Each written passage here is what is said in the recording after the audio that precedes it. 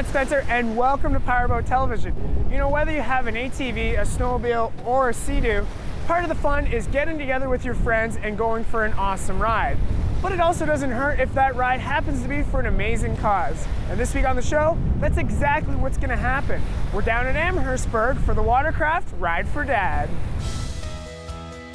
The Ride for Dad first started in 2000 as a motorcycle ride in Ottawa, with the goal of raising money and awareness for prostate cancer.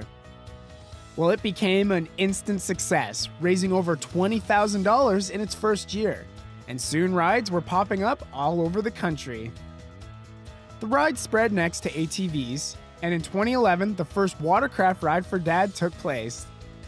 It served not only as a continued support in the fight against prostate cancer, but as a way for PWC enthusiasts to spend the day together. With 3 watercraft rides in Ontario, we decided to join the one in Amherstberg. When we arrived at Ranta Marina, the launch ramp was a buzz. I was both shocked and impressed to see so many watercraft in one spot, all in support of a great cause. Riders readied their watercraft, chatted, and just hung out, waiting for the ride to get underway. In the meantime, I was able to launch my Sea-Doo GTX from my friends at Precision Powersports in Sarnia. We had a very special visitor, as Gary Jans, the original Ride for Dad organizer, was at the event. With Gary's blessing, we all boarded our crafts and got ready to head out. I knew there were a lot of watercraft there, but it really showed as we all idled down the slipway from the ramp out to the river. Once we got out to the river, it was throttles down and time for some real fun. Our path would take us out into the Detroit River on the outside of Crystal Island. Upon reaching Hole in the Wall, we would cut inside Boblo Island and heading to Bondi's Beach, the midway stop for the ride.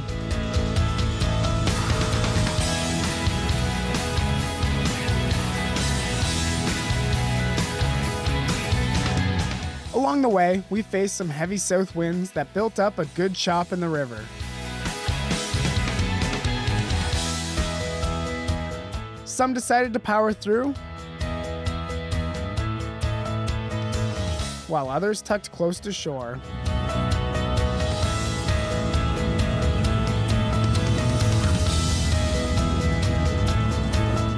Either way, eventually everyone made it to the beach and helped each other to get the watercrafts to shore.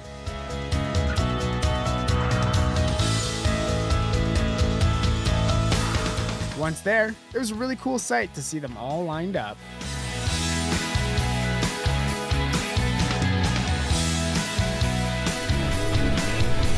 Well, as you can see, all the watercraft made it to shore at our midway point on the watercraft Ride for Dad. So don't go anywhere, because later in the show, we'll have more from Sea-Dooing on Amherstberg. When we last left off, we had just reached the midway stop point at the 2013 watercraft Ride for Dad. We joined more than 60 watercraft on our Sea-Doo GTX as we left Ranta Marina and headed down the Detroit River to the start of Lake Erie and Bondi's Beach. Once secure on the beach, everyone took some time to stretch their legs, enjoy a drink, and just hang out and chat.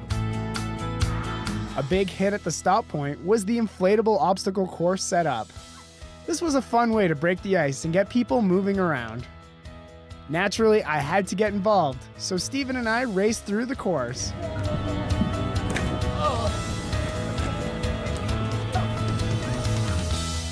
Unfortunately, the wind persisted, and organizers made the call to launch and head back. So as the lead craft headed out, flag flying high, I followed along through the rough Lake Erie swells. Our route back to the marina took us on the outside of Boblo Island before crossing inside to Crystal Island. This gave us some protected waters, which provided a pleasant relief from the relentless waves. In the grand scheme of things, the little waves and rollers were a minor inconvenience for the chance to get together with a group for a great day of riding. Eventually, we made it back to Ranta Marina in what seemed to be just in time. The rain threatened for a bit, but luckily most of us were already wet. Before we headed in for lunch, everyone took their time to load their watercraft onto the trailer. The scene was much like the start of the day, with everyone helping each other out. It really showed an impressive display of community.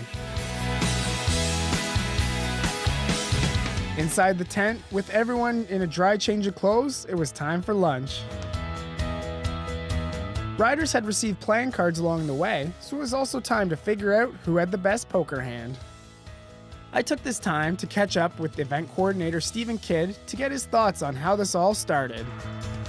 For many years, I was always envious of the motorcycle riders who got a chance to go out in a big group, do a ride, and see all the camaraderie that they had between them. Watercraft riders don't usually have that. Then one of the guys that I've ridden with for a lot of years, who's actually almost my dad's age, he got prostate cancer.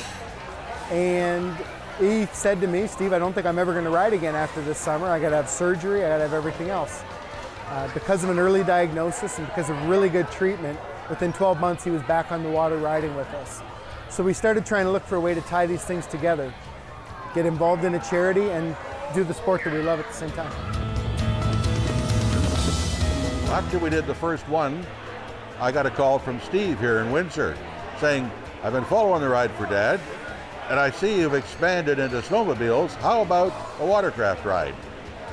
All right, that was 3 years ago, and look where he's gone with it since then. Our 2011 ride raised $3,000. Last year, with over 55 participants, we raised over $10,000, and I haven't done the final count, but we will eclipse that number this year with over 75 participants this year.